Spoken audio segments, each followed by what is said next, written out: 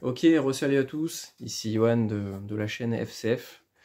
Bon, c'est vrai que là ces derniers temps ça a pas mal bougé, que ça soit en bien ou en mal, hein, encore une fois, rien n'est tout blanc, rien n'est tout noir dans la vie.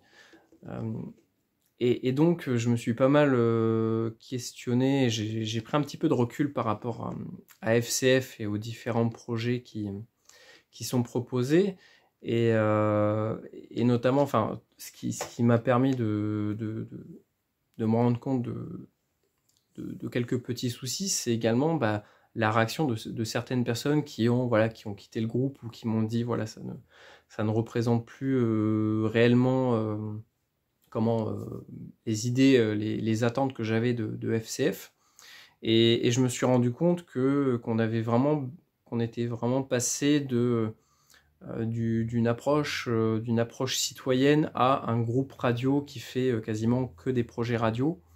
Et, euh, et je pense qu'il serait bien que FCF revienne un petit peu aux sources, aux fondements, aux bases, à pourquoi est-ce que j'ai voulu lancer ce projet-là et vraiment voilà, les racines de ce projet qui sont un projet, des initiatives citoyennes, parce que c'est pas qu'un seul projet, hein, c'est plein de projets, c'est des sortes de poupées russes les unes dans les autres. Même pour moi, des fois, vous voyez, c'est un peu compliqué, c'est un peu flou d'y voir clair. Et ces dernières semaines m'ont permis un petit peu de voir que, en fait, on s'éloignait totalement de l'esprit de FCF de base, c'est-à-dire des projets voilà, citoyens, mais surtout en rapport avec les catastrophes. Parce que de base, moi, l'idée, c'était vraiment de proposer et de dire aux gens, de dire aux citoyens, organisez-vous, équipez-vous en cas de catastrophe. Alors là, je veux pas qu'on fasse non plus l'amalgame. Là, je vais pas parler de preppers, de survivalistes, de ce genre de choses, mais bien de prévoyance citoyenne, c'est-à-dire juste sensibiliser la population au fait que il peut y avoir des catastrophes naturelles, et là encore récemment on en a eu, hein. Il y a une ville qui s'est retrouvée coupée pendant plusieurs jours à cause des inondations du monde en fait, hein. Il n'y a plus d'électricité, plus rien du tout. Et justement, c'est dans ce genre de situation c'est pour toucher ce genre de personnes que en fait, j'avais lancé de base le projet FCF, et je pense qu'on s'éloigne trop, c'est-à-dire que là, actuellement sur le Discord, tout à l'heure j'ai même fait une vidéo sur un petit peu la présentation du Discord et des projets qu'il y avait dessus, et en fait, c'est que de la radio. C'est que de la radio, mais beaucoup plus maintenant axé, j'ai l'impression, loisir. Donc je dis pas que c'est pas bien, hein. C'est juste que ça a évolué et que voilà, il y a eu d'autres attentes, d'autres envies au niveau des membres, et que donc on est parti là-dessus. Mais il faut vraiment qu'on reste sur les bases qui sont s'organiser avec le peu de moyens qu'on a, nous, citoyens, pour, en cas de catastrophe, pouvoir s'organiser, pouvoir dialoguer, faire remonter de l'info avec les secours, éventuellement les forces de l'ordre, les gens des mairies, de manière locale, c'est-à-dire que dans notre ville, dans notre village, dans notre quartier, l'idée c'est qu'on puisse par exemple déployer rapidement, s'organiser, avoir des plans d'action. Donc ça je l'avais un peu réfléchi, mais je l'ai un petit peu mis aux oubliettes malheureusement, et il faut que ça revienne.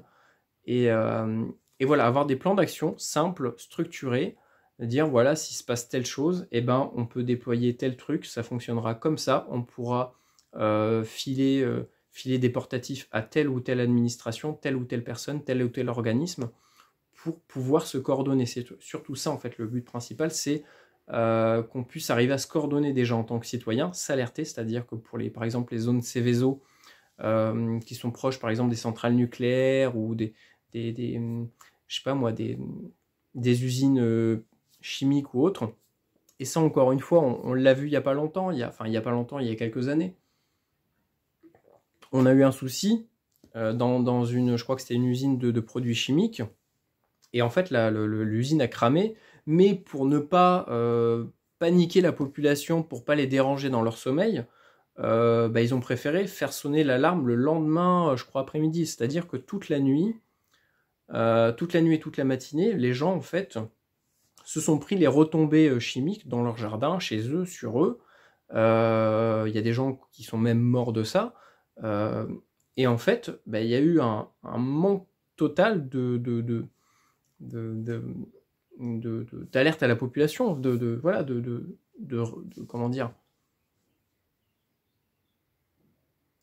de réaction en fait. Hein. On s'est rendu compte que bah, la mairie, l'administration de ce secteur-là, en fait, était complètement incompétent. Et c'est justement le rôle des citoyens, ça va être de reprendre un petit peu pas le contrôle, mais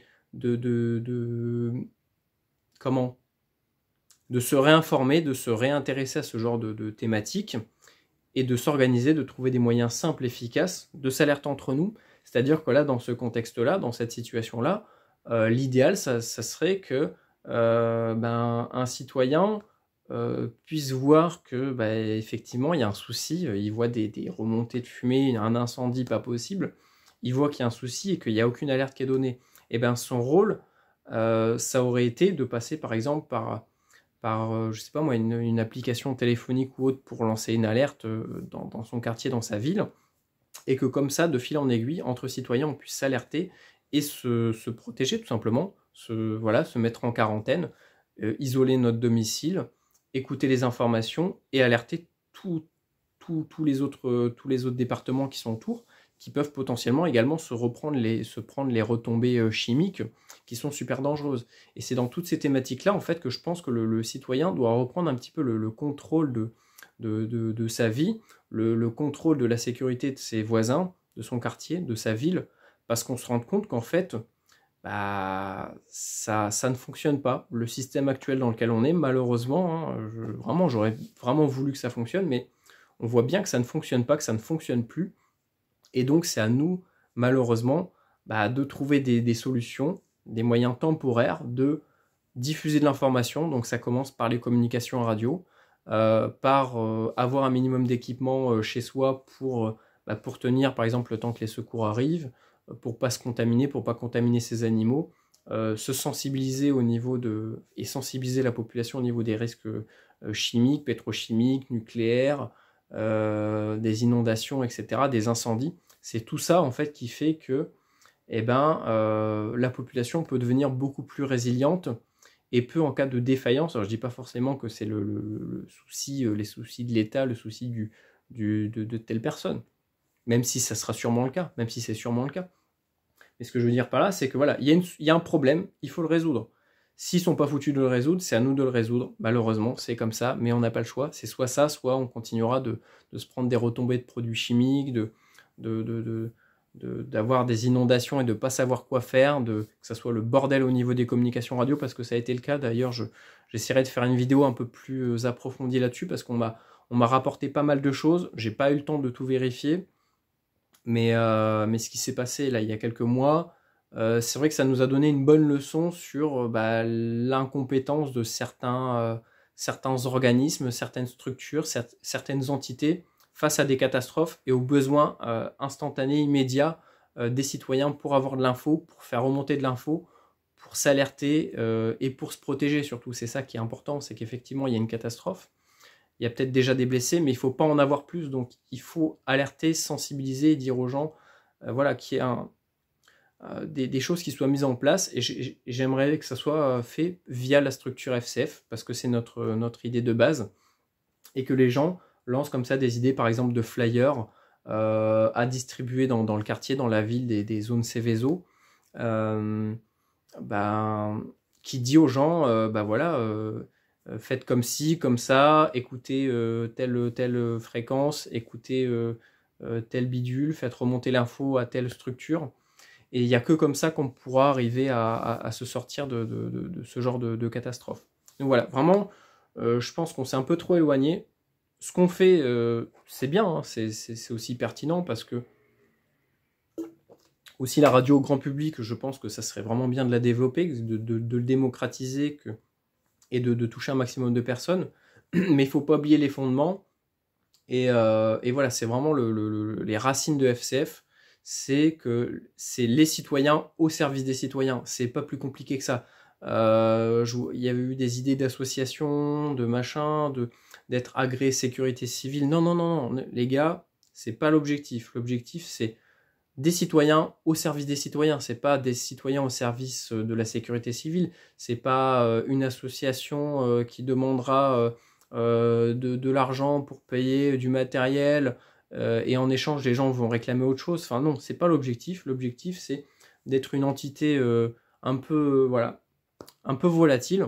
FCF c'est quelque chose qui est quand même assez volatile. On est par-ci, on est par-là. Mais l'idée c'est que les gens d'eux-mêmes s'organisent, se structurent de manière locale. Oula, je suis bleu aujourd'hui, je suis devenu un schtroumpf. Et voilà, il ne faut pas du tout qu'on oublie cette chose-là.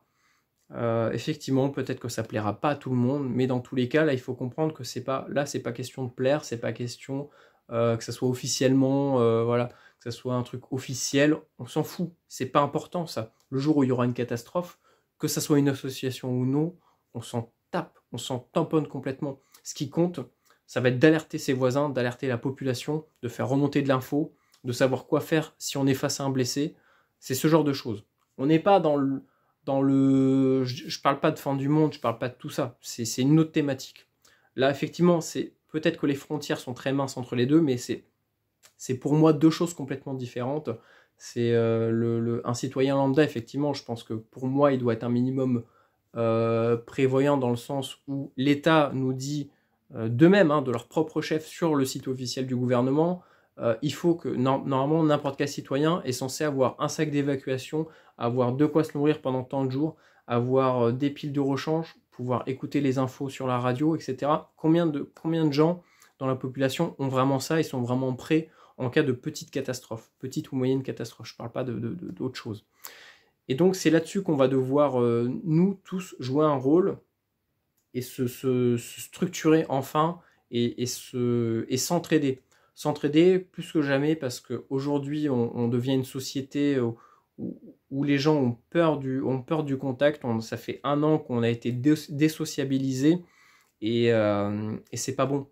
C'est pas bon, il faut qu'il y ait de l'entraide, il faut qu'il y ait de la solidarité entre les citoyens, il faut qu'il y ait de l'information, il faut qu'il y ait de la bienveillance. C'est surtout ça qu'on essaie de véhiculer à travers le projet FCF. Effectivement, on parle peut-être d'autres thématiques qui n'ont rien à voir avec ça, mais en tout cas, c'est ça les racines de FCF, et j'ai peur que ça disparaisse et que les gens oublient un petit peu de l'origine de FCF, pourquoi ça a été créé, et que ce n'est pas une association, ce n'est pas une structure officielle, ce n'est pas un truc agréé sécurité civile, on n'est pas des super-héros, loin de là, on est juste des citoyens. Et il faut qu'on s'organise et qu'on se structure et qu'on structure des plans d'action à notre niveau, donc au niveau citoyen. Je ne dis pas qu'il faut qu'on grimpe sur le pylône des pompiers pour installer des relais et des machins. C'est pas du tout ça. Je ne dis pas non plus qu'il faut qu'on construise des bunkers anti-atomiques pour la population. Non, juste déjà que la population puisse savoir faire le minimum en fait qu'elle est censée faire, c'est-à-dire se prévenir, s'organiser et tenir bon face à un accident, face à une tempête, face à une catastrophe naturelle ou humaine. Voilà. Bon, je me fais pas plus long, je pense que vous avez un petit peu compris là où je voulais en venir. N'hésitez pas à rejoindre le Discord, n'hésitez pas à travailler là-dessus, c'est vraiment notre ruche. On est des abeilles, vous voyez là il y a les abeilles, là c'est la ruche, et la ruche c'est Discord. Discord dans lequel on va pouvoir tous discuter ensemble, tous débattre, tous voter, parce qu'on est un système démocratique au niveau du vote, c'est-à-dire que si un citoyen, un membre, je suis vraiment bleu, si un membre a une idée, eh ben, il propose l'idée, les gens votent oui, votent non, et par rapport à ça, on décide quoi faire. Et une fois que c'est validé, on peut lancer le projet, et puis après, c'est à tout le monde d'y participer, de le faire grandir, de diffuser l'info, de se rendre utile. Dites-vous bien que c'est pas le jour J où il y aura une catastrophe, où vous serez coupé d'électricité, où vous serez coupé de tout ça, qu'il faudra se dire « Ah, tiens, ça aurait été bien que j'investisse dans tel truc, que je dise à mon voisin qui est pompier que « Ah bah tiens, j'ai des radios en cas de besoin, en cas d'accident, etc. » Voilà, c'est pas une fois que ça arrive qu'il faut y penser. Encore une fois, il y a plein de gens qui vont nous dire « Ouais, mais vous êtes des parano, nanani, nanana », même sans forcément parler de survivalisme, tout ça, c'est d'autres thématiques. Mais on est bien d'accord que dans les lieux publics, il y a des Il y a des affiches qui disent quoi faire en cas d'incendie. On a bien des extincteurs, on a bien des roues de secours, on a bien normalement un kit de premiers soins à la maison, on a bien des pharmacies, on a bien un frigo, des congélateurs, des placards. Ça sert à quoi? Ça sert à stocker, ça sert à alerter, ça sert à informer, ça sert à se protéger. Et donc voilà, c'est tout ce que j'essaie de véhiculer, tout ce que j'essaie de vous partager via le projet FCF. Et, euh, et voilà, c'est des choses simples, mais qui petit à petit vont pouvoir changer la vie citoyenne et rendre un petit peu notre vie un petit peu plus, comment dire, un petit peu plus sûre. C'est-à-dire que peut-être qu'un jour il y aura un accident de voiture et que vous tomberez sur un mec qui a une trousse de premier secours et qui va savoir vous appliquer des gestes de premier soin en attendant les pompiers. Peut-être que comme ça vous allez survivre. Donc vous voyez, c'est des petites choses, mais mis bout à bout, ça fait un ensemble, et cet ensemble, en fait, c'est la population, c'est les citoyens, et c'est grâce à ça qu'en fait, un pays peut être résilient et peut faire face à quasiment n'importe quelle situation. C'est parce qu'il y a un minimum de communication, il y a un minimum d'ouverture d'esprit, et il faut qu'on arrête de rester bloqué dans ce qu'on connaît habituellement, les procédures voilà, un peu trop lentes, ou se dire ouais mais ce gars-là c'est juste un PSC1, il connaît que dalle. Moi ça fait 10 ans que je suis pompier, je suis un professionnel là-dedans, ouais ok, mais peut-être que le jour où il y aura un accident, bah, le pompier sera chez lui dans son canapé et le mec qui aura le PS1, bah, il devrait faire un massage cardiaque à une personne qui est en arrêt cardiaque. Et au final, bah, celui qui est le premier sur les lieux, la plupart du temps, c'est le citoyen. Le premier impacté par les catastrophes, c'est jamais l'État, c'est jamais le maire, c'est jamais le préfet. Eux, ils ont déjà prévu le coup, en fait. Ils ont déjà les moyens de tenir face à ça. C'est le simple citoyen qui dépend trop de l'État, qui dépend trop et qui imagine trop que en fait, l'État va venir porter secours à toute la population comme ça en une journée si jamais il y a une catastrophe. Ne rêvez pas, ça se voit, ça peut se voir déjà actuellement, ça s'est déjà vu et ça se reverra. Donc arrêtez d'être naïf et organisez-vous, mais soyez toujours bienveillants. Et voilà, donc rejoignez le Discord, lancez des projets, lancez des idées, participez, ramenez des gens qui peuvent être intéressés par tout ça. Pas forcément en rapport qu'à la radio, hein, on peut lancer des projets qui n'ont rien à voir avec ça. Mais voilà, n'hésitez pas à nous rejoindre, n'hésitez pas à nous soutenir, n'hésitez pas à mettre un petit commentaire, ça nous aidera pour le référencement, à vous abonner, on est plus de 3000, c'est extraordinaire. Et je vous dis à une prochaine, salut!